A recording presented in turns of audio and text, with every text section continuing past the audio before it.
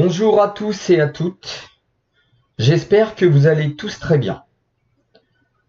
Je tenais dans un premier temps à remercier tout d'abord les personnes qui se sont abonnées à ma chaîne et merci également à tous ceux qui ont liké les vidéos précédentes.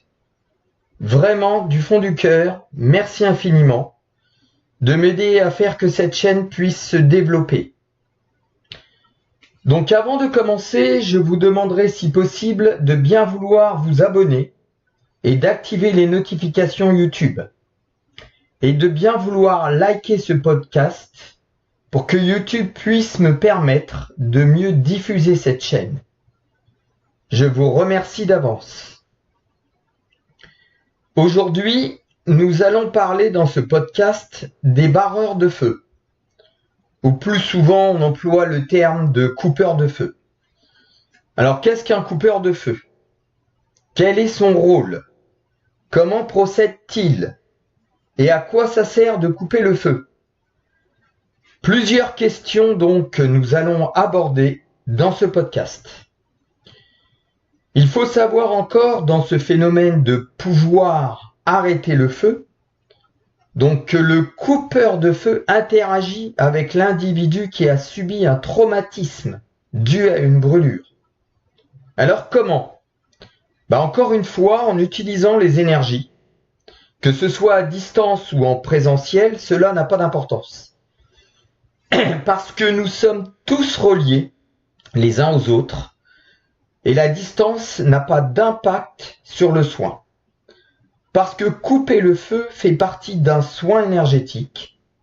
Et donc, pour répondre à la première question, qu'est-ce qu'un coupeur de feu? J'aimerais dire que c'est aussi en quelque sorte un énergéticien. Deuxième question, quel est son rôle? Dans un premier temps, comme je l'ai dit, interagir avec l'individu qui s'est brûlé. En utilisant les énergies, il va ôter la douleur de cette brûlure pour faire en sorte qu'il ne reste que la marque de la brûlure, rougeur ou cloque selon la brûlure. La douleur qui est lancinante d'une brûlure est parfois très souffrante. Donc ôter cette douleur est un profond soulagement pour l'individu qui a subi une brûlure. Donc soulager est le rôle aussi du coupeur de feu. Troisième question, comment procède-t-il? Chaque coupeur de feu a sa propre méthode. Il en existe plein. Certains utilisent un pendule, d'autres leurs mains. À distance, on peut utiliser aussi une photo ou un objet appartenant à la personne qui a subi la brûlure.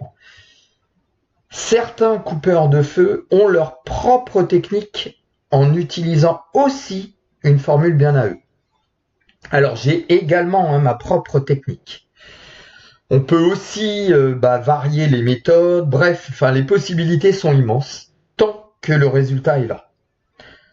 Alors vous allez me dire, comment est-ce possible de couper le feu à distance? Alors je vais vous laisser méditer sur cela, car je pense que ça fera l'objet d'un prochain podcast. Quatrième question, à quoi ça sert de couper le feu? Alors comme je l'ai dit, couper ou barrer le feu sert à soulager en premier lieu la personne qui vient de se brûler. C'est la première chose à faire dans l'urgence. Parce qu'une brûlure fait terriblement mal, les chairs ont été attaquées ainsi que les terminaisons nerveuses qui font ressentir cette brûlure. Il est donc impératif d'arrêter cette douleur en premier lieu pour soulager le brûlé. Et ensuite, dans un second temps, cela permet aux médecins ou à toute autre personne médicale d'agir dans un second temps si la brûlure a été importante. Et s'il reste des grosses rougeurs ou des cloques importantes. Le personnel médical pourra donc agir pour faire en sorte que ces différents symptômes disparaissent. Nous utilisons donc les énergies pour agir, ce qui rejoint ce que j'ai pu dire dans les 2 premiers épisodes de ma chaîne. Nous travaillons toujours en lien avec le système énergétique de chaque individu. Certains d'entre vous ont certainement dû, je pense, entendre parler déjà des coupeurs de feu. Et certains d'entre vous ont pu certainement aussi être témoins de l'efficacité d'un coupeur de feu.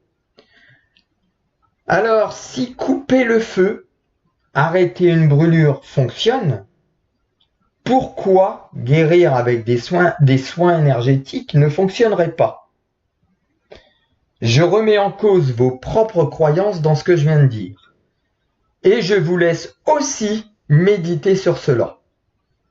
Par ailleurs, je vous renvoie quand même également sur le second épisode de ma chaîne, dont le titre était « Quels sont les freins qui nous empêchent de guérir ? Comment les connaître pour mieux s'en détacher ?» Où là, je vous explique en partie comment nous fonctionnons mentalement et comment nos croyances nous limitent. Également, bien nombre d'entre nous, barreurs ou coupeurs de feu, ont pu aider, soulager des brûlés dans le milieu hospitalier. Alors cela commence à être connu, puisque certains énergéticiens travaillent au sein même de certains hôpitaux, notamment dans le cadre de la chimiothérapie, pour soulager de graves malades, pour éviter certaines brûlures, dans le cadre de la radiothérapie également. Faites des recherches sur Google ou YouTube et vous tomberez sur certaines vidéos où des énergéticiens témoignent de leurs interventions au sein des hôpitaux. Alors je vous ai mis 2 liens cliquables dans la description de ma chaîne, dans la section à propos et également dans la description de ce podcast, où vous pouvez retrouver ce lien et visionner une vidéo de François Curatella, qui est énergéticien, guérisseur, barreur de feu, magnétiseur, et une toute petite vidéo de monsieur Roger Blandinière, coupeur de feu, où là, je vous souhaite un bon visionnage. Ces 2 vidéos j'espère, vous aider à comprendre notre rôle et l'impact que nous pouvons obtenir au travers des énergies qui sont très efficaces. Ces vidéos vous aideront, j'espère, à dissiper vos doutes que vous pouvez vous poser sur nos méthodes de soins. Alors, j'ai eu la chance de mon côté de pouvoir être formé par une personne reconnue dans le domaine des énergies. Et au travers de cette chaîne, je l'ai donc ouverte pour essayer de faire disparaître vos a priori. Les coupeurs de feu, tout comme les énergéticiens qui, dans la plupart des cas, sont les mêmes personnes, utilisent leurs facultés au service des personnes en souffrance.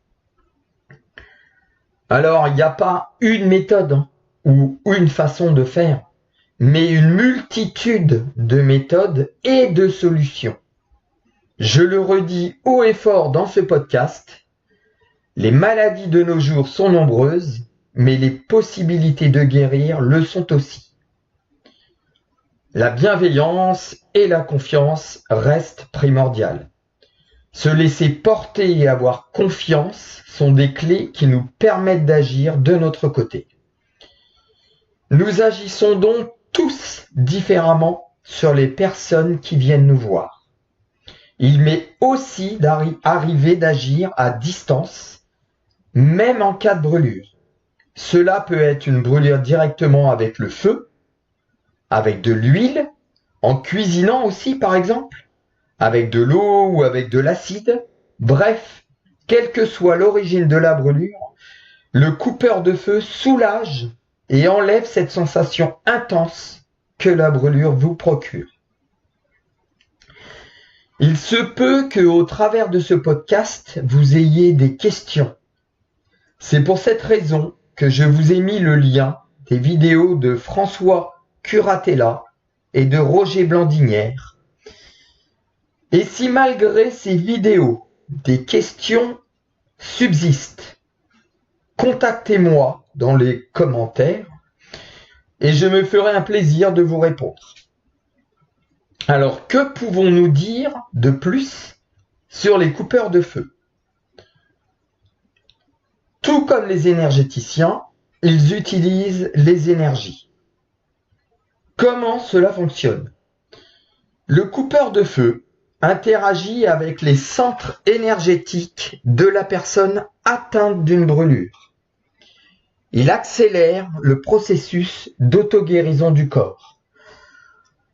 En passant par les énergies de la victime, les chairs et cellules étant atteintes par la chaleur, ainsi que les terminaisons nerveuses, le coupeur de feu, en agissant sur les centres énergétiques, régénère toutes les cellules, les chairs et les terminaisons nerveuses qui ont été brûlées.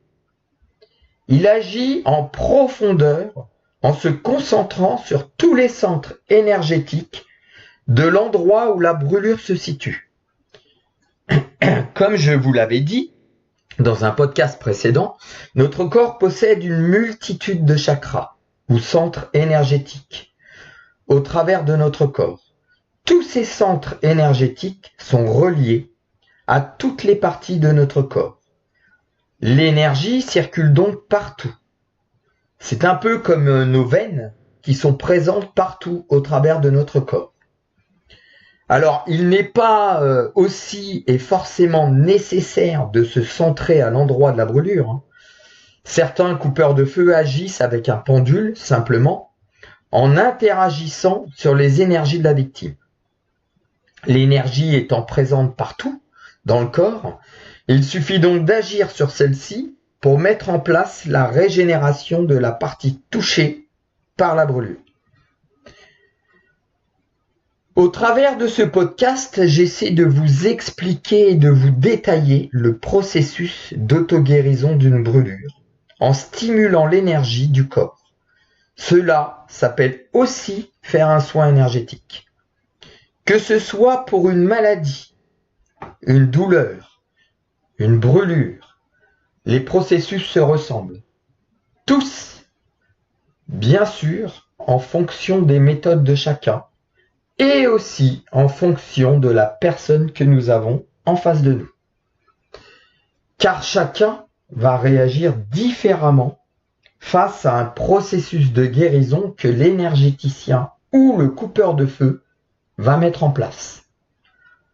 Il y a énormément d'accidents de la vie quotidienne que nous vivons qui nous posent problème, que ce soit chez nous ou à notre domicile ou au travail.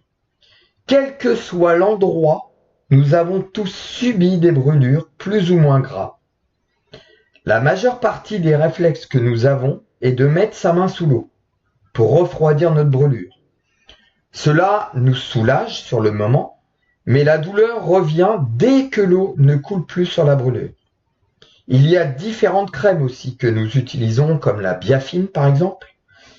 Bien que ces méthodes soient efficaces, ils ne soulagent que sur le long terme. Les terminaisons nerveuses, lorsqu'elles sont atteintes, transmettent l'information en passant par notre cerveau, qui lui, à son tour, nous fait ressentir la douleur. Alors, ce n'est pas chose facile de croire aux facultés de certains thérapeutes, tant que nous n'avons pas vécu une expérience qui a porté ses fruits. Comme vous pourrez le voir sur la vidéo de François Curatella, qui explique très bien les choses, même en entendant parler autour de soi de certains coupeurs de feu qui ont arrêté le feu à une personne qui s'était brûlée, beaucoup d'entre nous ont besoin de voir pour y croire. Alors, j'aimerais dire que ce sont nos pensées limitantes qui nous freinent, nos croyances erronées qui nous limitent. Je ne cherche pas à convaincre. Ce que je sais, c'est que personnellement, j'ai pu comprendre et me rendre compte qu'il est possible de guérir sans forcément passer par des moyens conventionnels. Parce que j'ai aussi dépassé certaines croyances erronées que j'avais jadis. Et j'ai donc pu comprendre que nos croyances ne font qu'une chose, c'est nous freiner, nous limiter, à nous cantonner à ce que nous voyons. D'où l'expression « je ne crois que ce que je vois ». Alors je faisais partie de cela jadis. Heureusement, petit à petit, le monde change et rien n'est figé dans le marbre. Je crois même qu'un jour, la médecine conventionnelle marchera main dans la main avec la thérapie holistique et énergétique.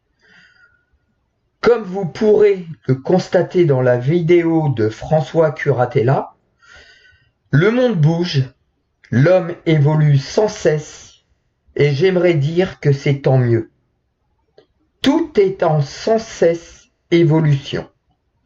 Le champ vibratoire de la Terre bouge et les hommes doivent ou pas suivre le mouvement. Alors il n'est pas facile, j'aimerais dire, il n'est pas facile aussi de faire admettre à la science d'aujourd'hui qu'il y a d'autres moyens ou possibilités de guérir. La médecine conventionnelle a su faire de grands pas en avant. Certains professeurs ont pu s'apercevoir des résultats obtenus par des énergéticiens, coupeurs de feu ou tout autre thérapeute. Et par la force des choses, ils ont pu admettre qu'il existait d'autres possibilités de soigner et d'accompagner vers la guérison. Heureusement, certains professionnels de santé sont ouverts à ne pas croire seulement qu'il existe une seule méthode, mais bien d'autres également. Malheureusement, ce n'est pas encore une généralité. Pourtant, les résultats sont bien là. Dans ce monde où il existe une multitude de thérapeutes, vous allez me dire qu'il faut faire attention à qui nous nous adressons. Alors, je vais vous répondre que oui, exactement, il y a de tout. Mais comme les médecins, il en existe des bons et des moins bons, voilà pourquoi il est important de faire un bon discernement dès le début. Et c'est une des raisons pour laquelle j'insiste sur le fait d'établir un très bon relationnel avec son thérapeute. Car moi-même, j'ai pu être en contact avec divers thérapeutes et il a fallu que j'apprenne à lâcher prise pour me laisser porter durant une séance de soins. Je comprends donc aussi les doutes que l'on peut ressentir. Des personnes, comme je l'ai déjà dit, sont plus ou moins réceptives. Cela arrive aussi et il est donc important de ne pas insister au-delà de 2 à 3 séances en fonction de chacun. Dans le cadre de ce podcast, où nous parlons des coupeurs de feu, à ma connaissance, je n'ai pas encore entendu d'échec sur une ou plusieurs brûlures que nous avons pu avoir. Nous avons tous nos limites, à tous les niveaux. Mais j'aimerais dire qu'il faut repousser ces limites, aller au bout du bout et exploiter notre potentiel au maximum. Tout comme les sportifs ou certaines personnes qui démarrent en bas de l'échelle et qui au fur et à mesure deviennent des personnes reconnues. Il me plaît de croire en les facultés des hommes, en nos possibilités, et il me plaît aussi de croire qu'il est possible de faire tomber nos limites, qui nous ont été inculquées depuis toujours. Soyons ouverts et envisageons de faire confiance tant que cela fonctionne, même si nous n'avons pas forcément les explications du pourquoi du comment. Alors, durant ce podcast, nous avons pu faire le tour globalement sur le thème des coupeurs de feu. Peut-être nous y reviendrons en abordant d'autres thèmes dans cette chaîne. Alors, comme je le fais habituellement, je vous redemanderai de bien vouloir, s'il vous plaît, vous abonner à ma chaîne et de liker ce podcast, s'il vous plaît. Aidez-moi à faire avancer cette chaîne pour que cela soit diffusé au plus grand nombre. Je vous remercie infiniment pour votre écoute.